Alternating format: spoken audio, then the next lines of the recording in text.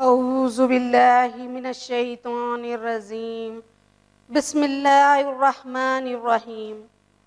السلام علیکم ورحمۃ اللہ وبرکاتہ۔ میں رفیہ بیگم آپ سب بچوں کا اس سمویدائی کلاس میں استقبال کرتی ہوں۔ تو چلیے بچوں، آج ہم 9ویں جماعت کا سائنس کا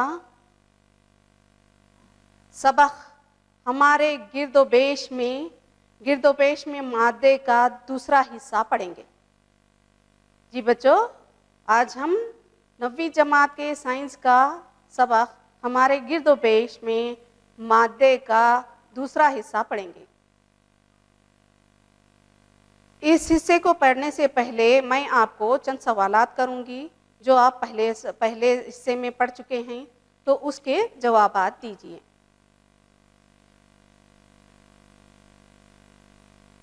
چلیے بچوں، چلتے ہیں سوالات کی طرف۔ پہلا سوال، مادہ کسے کہتے ہیں؟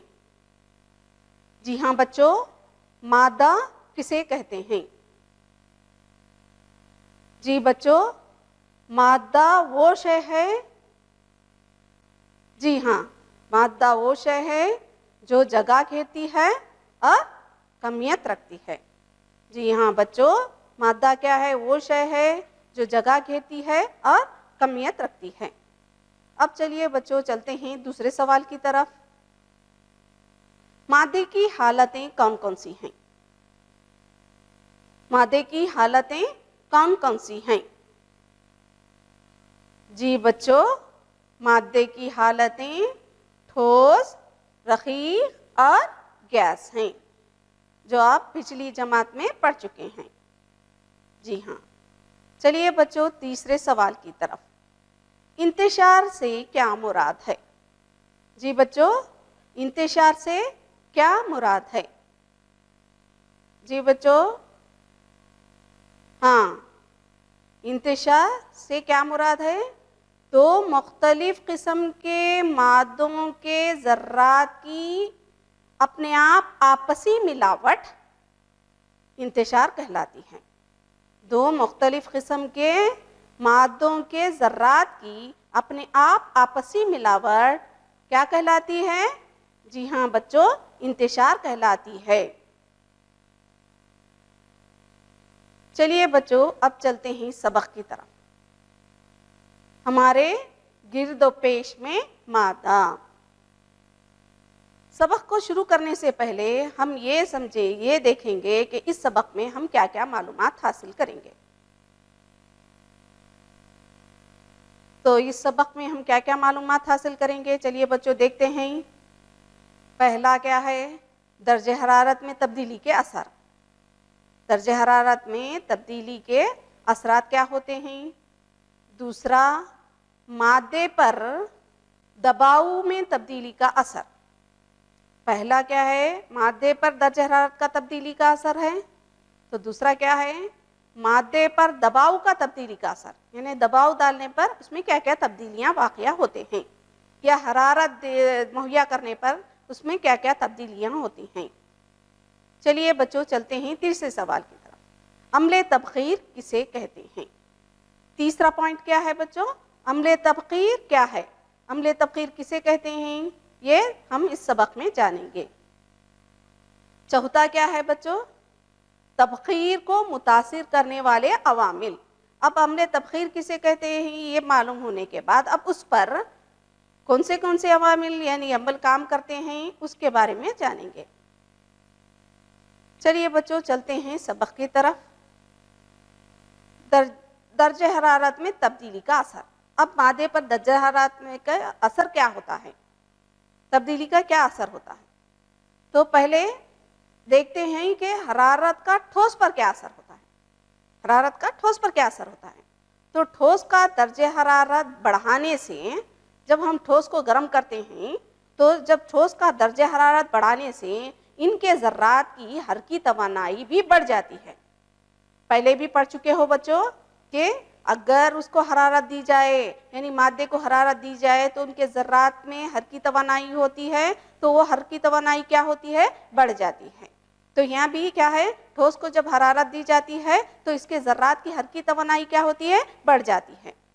تو یہ حرارت کے ذریعے مہیا کی گئی توانائی، جو ہم نے توانائی دی تھی تو وہ حرارت سے مہیا کی گئی توانائی ذرات کے درمیان کے قوت کشش پر غالب آ جاتی ہے. یعنی ذرات کے درمیان قوت کشش تھی نا بچوں، وہ پہلے جماعت میں پڑھ چکے ہیں. تو وہ ذرات کی قوت کشش جو ہوتی ہے اس پر یہ توانائی یعنی حرارت کی توانائی غالب آ جاتی ہے، جس کی وجہ سے ذرات اپنی معین جگہ کو چھوڑ دیتے ہیں اور آزاد حرکت کرنا شروع کرتے ہیں. ذرات کیا ہے، اپنی معین جگہ کو چھوڑ دیتے ہیں اور آزاد حرکت کرنا شروع کرتے ہیں. تو ٹھوس، یہاں پر ٹھوس کیا ہوتا ہے، ٹھوس پگھل جاتا ہے اور رقیق میں تبدیل ہو جاتا ہے. تو یہاں پر کیا ہوتا ہے، ٹھوس پگھل جاتا ہے اور رقیق میں تبدیل ہوتا ہے. تو بچوں سمجھ گئے نا کہ ٹھوس پہ کیا ہوتا ہے، جب حرارت دی جاتی ہے تو ذرات کی حرکی توانائی بڑھ جاتی ہے، جس کی وجہ سے وہ اپنی معین جگہ کو چھوڑ دیتے ہیں اور آزاد حرکت کرنا شروع کرتے ہیں، جس کی وجہ سے یہ کیا ہے، ٹھوس پگھل کر رقیق میں تبدیل ہو جاتا ہے. نقطۂ پگھلاؤ. اب نقطۂ پگھلاؤ کسے کہتے ہیں؟ وہ درجہ حرارت جس پر ٹھوس پگھل کر رقیق میں تبدیل ہوتا ہے. یعنی نقطۂ پگھلاؤ کسے کہتے ہیں؟ وہ درجہ حرارت جس پر ٹھوس پگھل کر رقیق میں تبدیل ہوتا ہے نقطۂ پگھلاؤ کہلاتا ہے. برف کا نقطۂ پگھلاؤ. برف کا نقطۂ پگھلاؤ کیا ہے بچوں؟ 273.16 کیلوین ہے. 273.16 کیلوین ہے. امتزاج کسے کہتے ہیں؟ امتزاج مطلب ٹھوس حالت کا ٹھوس کا رقیق میں تبدیل ہونا کیا کہلاتا ہے؟ امتزاج کہلاتا ہے. ٹھوس کا رقیق میں تبدیل ہونا امتزاج کہلاتا ہے. کسی ٹھوس کا نقطۂ پگھلاؤ، اب نقطۂ پگھلاؤ کا عمل کیسا ہوتا ہے پہلے بھی پڑھ چکے ہیں. تو یہ کیا ہے، کسی ٹھوس کا نقطۂ پگھلاؤ اس کے بین الذراتی قوت کشش کی توانائی کا مظہر ہے. ذرات کے درمیان جو کشش ہوتی ہے اس پر انحصار ہوتا ہے اس کا. یعنی کسی ٹھوس کا نقطۂ پگھلاؤ کیا ہوتا ہے، اس کے بین الذراتی قوت کشش کی توانائی کا مظہر ہوتا ہے. جب ٹھوس پگھلتا ہے تو اس کا درجہ حرارت یکساں رہتا ہے. جب ٹھوس پگھلنا شروع ہوتا ہے تو ایک نقطے تک یہ اس کی درجہ حرارت بڑھتی ہے، اس کے بعد بڑھنا بند ہو جاتی ہے. جب ٹھوس پگھلتا ہے تو اس کا درجہ حرارت یکساں رہتا ہے. تو حرارت، اب جو ہم حرارت دے رہے ہیں وہ حرارت کہاں جا رہی ہے؟ پہلے تو وہ بتا چکا ہے کہ ٹیمپریچر کیا ہے، 273.16 ہے. اس کے بعد پھر ہمیں حرارت دیتے جاتے ہیں لیکن اس میں ٹیمپریچر میں یعنی درجہ حرارت میں کوئی تبدیلی واقع نہیں ہوتی. تو وہ درجہ حرارت کہاں جا رہی ہے؟ تو جب پگھلنے کا عمل شروع ہو جاتا ہے تو درجہ حرارت میں کوئی تبدیلی واقع نہیں ہوتی. جب پہلے پگھلنا شروع ہوتا تو جب پگھلنے کا عمل شروع ہو جاتا ہے تو ہم درجہ حرارت دینے کے باوجود بھی اس میں کوئی تبدیلی واقع نہیں ہوتی. حرارت دینے کے باوجود بھی درجہ حرارت میں کوئی تبدیلی واقع نہیں ہوتی. تو یہ کیا وجہ سے؟ کیونکہ جب تک کہ پوری برف پگھل نہیں جاتی تو حرارت میں کوئی تبدیلی واقع نہیں ہوتی، جب تک کہ پوری برف پگھل نہ جائے. تو جو حرارت دے رہے ہیں وہ کہاں جا رہی ہے؟ تو وہ جو حرارت دے رہے ہیں وہ حرارت برف کے ذریعے جذب کر لی جاتی ہے. اب جو حرارت ہم دے رہے ہیں تو وہ حرارت کیا ہوتی ہے؟ تو وہ حرارت برف کے ذریعے جذب کر لی جاتی ہے. اب گداخت کی پنہا توانائی. گداخت کی پنہا توانائی کسے کہتے ہیں؟ 1 kg ٹھوس کو فضائی دباؤ پر اس کے نقطۂ پگھلاؤ پر رقیق میں تبدیل ہونے کے لیے مطلوب حرارتی توانائی کی مقدار ہے. یعنی گداخت کی پنہا توانائی کیا ہے؟ 1 kg ٹھوس کو فضائی دباؤ پر اس کے نقطۂ پگھلاؤ پر رقیق میں تبدیل کرنے کے لیے مطلوب توانائی یعنی جتنی توانائی دی جاتی ہے اس توانائی کو گداقت کی پنہا توانائی کہتے ہیں۔ اب حرارت کا رقیق پر اثر۔ اب حرارت کا رقیق پر کیا اثر ہوتا ہے؟ ہم پہلے پڑھ چکے ہیں کہ ٹھوس پر حرارت کا کیا اثر ہوا، تو اسی طرح حرارت کا رقیق پر کیا اثر ہوتا ہے۔ جب پانی کو حرارتی توانائی فراہم کی جاتی ہے، جب پانی کو گرم کرتے ہیں، پانی جو ایک رقیق ہے تو اب اسے گرم کرتے ہیں تو ذرات تیزی سے حرکت کرنا شروع کرتے ہیں۔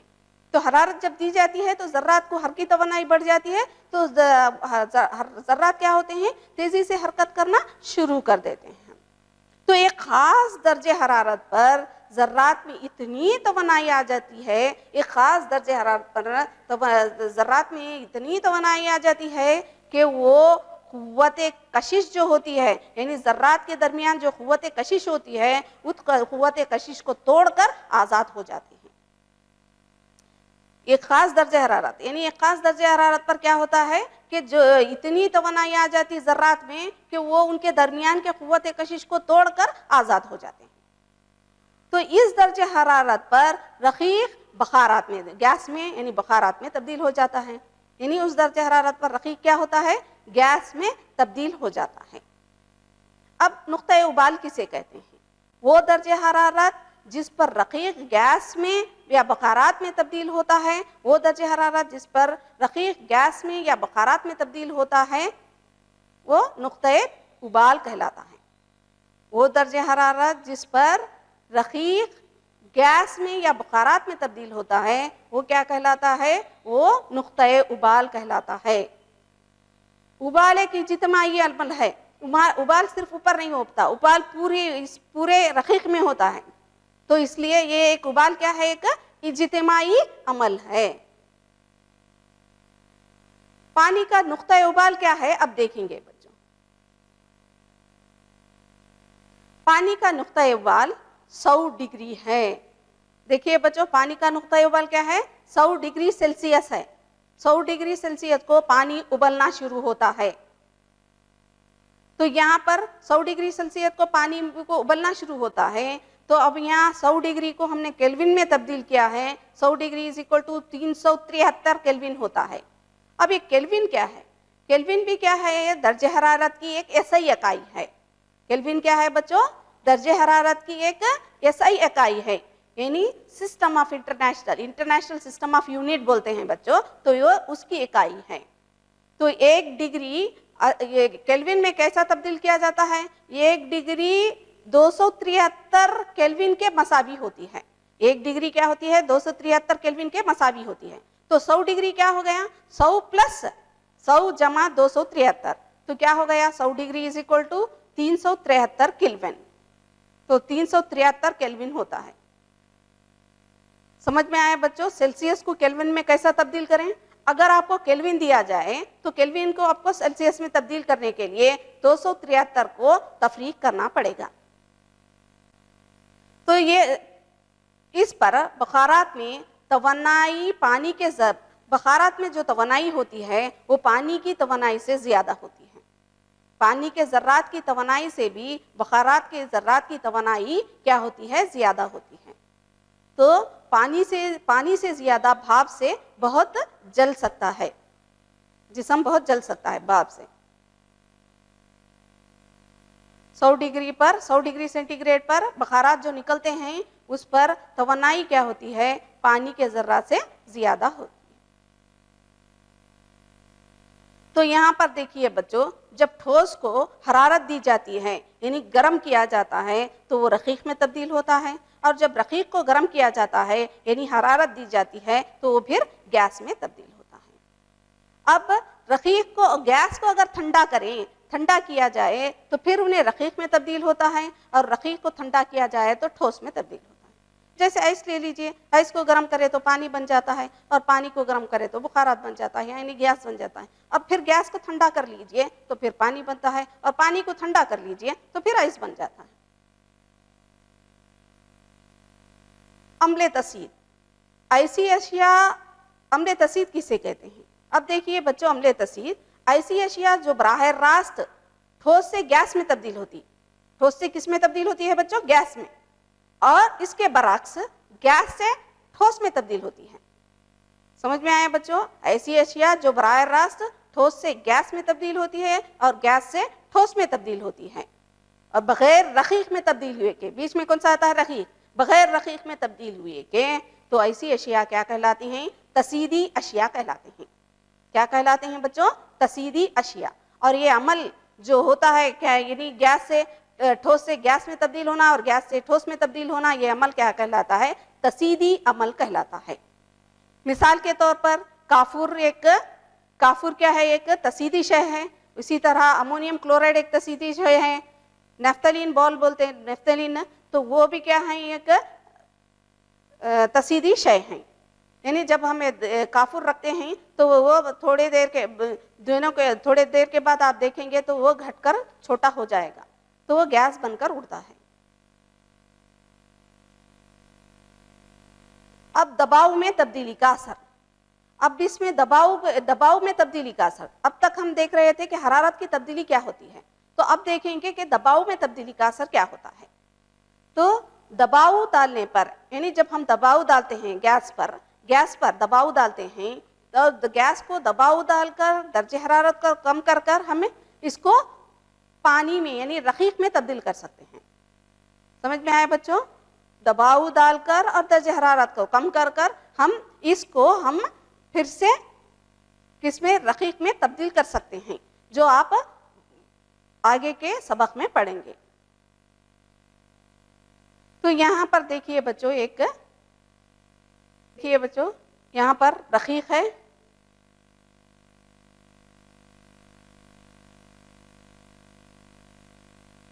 یہاں پر دیکھیے بچوں دباؤ ڈالے ہیں تو یہاں پر رقیق ٹھوس ہے. ٹھوس کو اگر تبخیر کیا جائے یعنی گرم کیا جائے تو وہ رقیق میں تبدیل ہوتا ہے، اور رقیق کو گداخت کی وجہ سے یہ گیس میں تبدیل ہوتی ہے، اور گیس تصید کے ذریعے عمل تصید کے ذریعے پھر ٹھوس میں تبدیل ہوتا ہے. اسی طرح ٹھوس تکثیف پا کر رقیق میں تبدیل ہوتا ہے. ٹھوس تکثیف پا کر رقیق میں تبدیل ہوتا ہے، اور رقیق تکثیف پا کر ٹھوس میں جم جانے کے بعد رقیق جم جانے کے بعد ٹھوس میں تبدیل ہوتا ہے.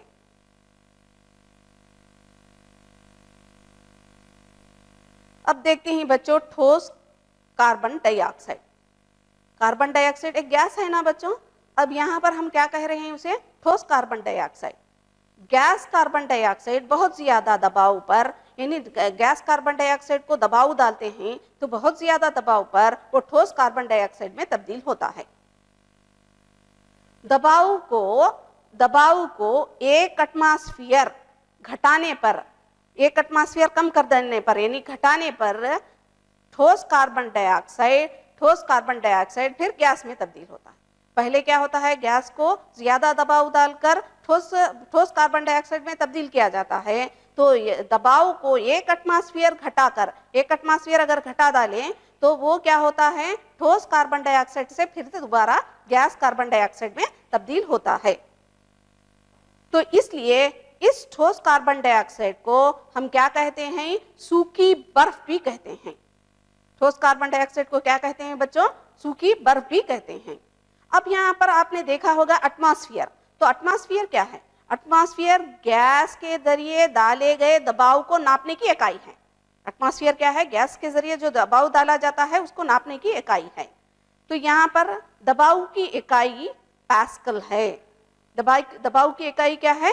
پاسکل ہے. تو پاسکل کو کس سے ظاہر کیا جاتا ہے؟ پی اے اس کا سمبل ہے، علامت ہے، پی اے سے ظاہر کیا جاتا ہے. تو 1 atmosphere is equal to 1 atmosphere کتنا ہوتا ہے بچوں؟ 1 ایٹماسفیئر از اکول ٹو 1.01 ضرب 10 کی قوت 5 پاسکل کے برابر ہوتا ہے. یہاں پر ہم نے بتایا تھا کہ 1 ایٹماسفیئر دباؤ کو کم کرتے ہیں.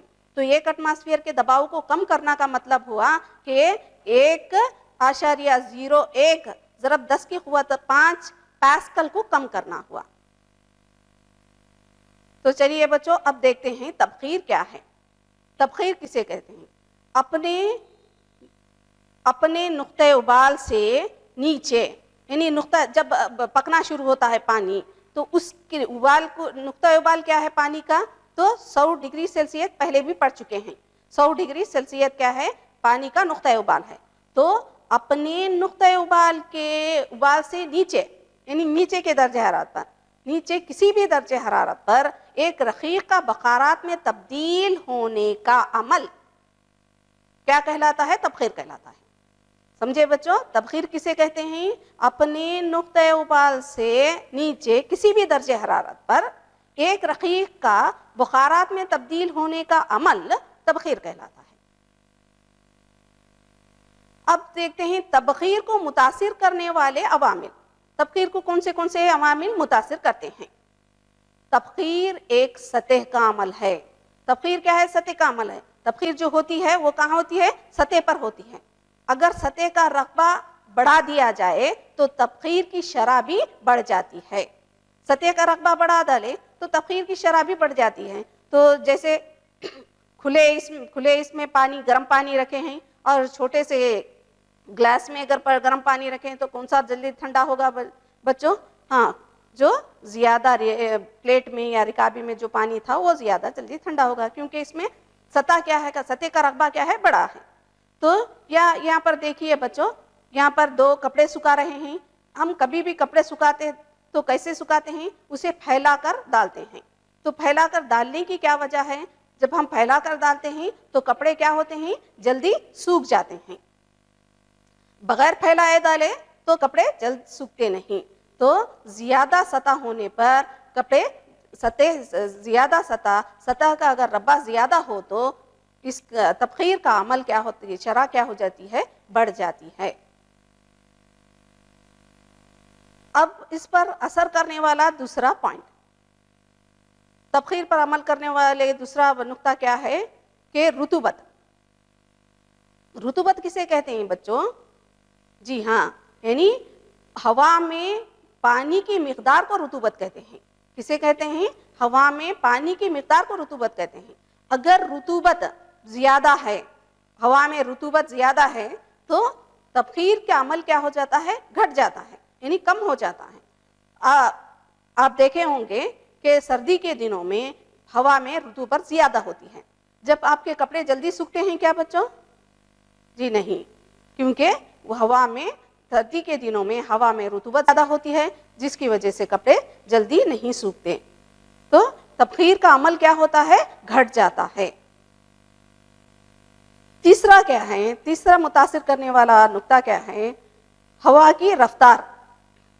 ہوا کی رفتار زیادہ ہونے پر، ہوا کی رفتار اگر زیادہ ہونے پر پانی کے بخارات کے ذرات ہوا کے ساتھ دور چلے جاتے ہیں، جس کی وجہ سے تبخیر کا عمل بڑھ جاتا ہے. یہاں دیکھ رہے ہو نا بچوں، یہاں پر کپڑے سکھا رہے ہیں اور یہاں پر کیا ہے؟ تیز ہوا چل رہی ہے، جس کی وجہ سے آپ گھروں میں بھی دیکھے ہوں گے جب کپڑے سکھانے کے لیے باہر دھوپ نہیں ہے تو آپ کیا کرتے ہیں؟ فین کے آگے اسے رکھ دیتے ہیں تاکہ ہوا لگے، ہوا سے وہ سوکھ جاتا ہے. تو اسی طرح ہوا کی رفتار اگر زیادہ ہو تو اس میں جو پانی کے بخارات ہوتے ہیں، پانی کے بخارات کے ذرات کو ہوا کیا کرتی ہے؟ دور لے جاتی ہے. تو ہوا کے بخارات دور چلے جاتے ہیں، جس کی وجہ سے تبخیر کا عمل بڑھ جاتا ہے. تبخیر سے ٹھنڈک ہوتی ہے. بچے، تبخیر سے صرف گرم یا بخارات بننا ہی نہیں ہوتا، تبخیر سے ٹھنڈک بھی ہوتی ہے. تو تبخیر سے ٹھنڈک کیسے ہوتی ہے بچوں؟ جب مٹی کا برتن جو ہوتا ہے، مٹکی میں ہم پانی کو ٹھنڈا کرنے کے لیے رکھتے ہیں، تو مٹکی کا پانی کیا ہوتا ہے؟ ٹھنڈا ہو جاتا ہے. تو وہ ٹھنڈے ہونے کی وجہ کیا ہے بچوں؟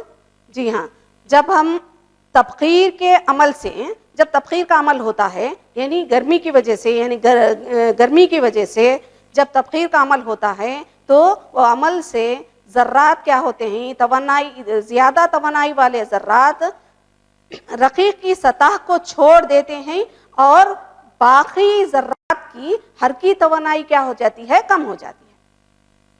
اب جب تبخیر کا عمل ہوتا ہے تو اوپر کے جو ذرات ہوتے ہیں، یعنی سطح پر جو موجود ذرات ہوتے ہیں، وہ کیا ہوتے ہیں اس کی حرکی توانائی بڑھ جاتی ہے, تو حرکی توانائی بڑھنے کی وجہ سے وہ اپنی سطح کو چھوڑ دیتے ہیں اور آزاد ہوتے ہیں. آزاد ہونے کے بعد وہ سطح کو چھوڑ کر چلے جاتے ہیں, تو باقی جو پانی بچا رہتا ہے تو وہ باقی پانی میں حرکی توانائی کم ہو جاتی ہے, جس کی وجہ سے بچا ہوا پانی ٹھنڈا ہو جاتا ہے. تو درجہ حرارت کی کمی آ جاتی ہے اور پانی کیا ہو جاتا ہے, ٹھنڈا ہو جاتا ہے. یہ دیکھیے بچوں, یہ تصویر دیکھ رہے ہیں, یہاں پر مٹکی لیے ہوئے ہے, پانی بھرا ہوا ہے, تو یہ پانی اس طرح تبخیر سے پانی کیا ہوتا ہے, ٹھنڈا ہو جاتا ہے. چلیے بچوں, اب چلتے ہیں سوالات کی طرف.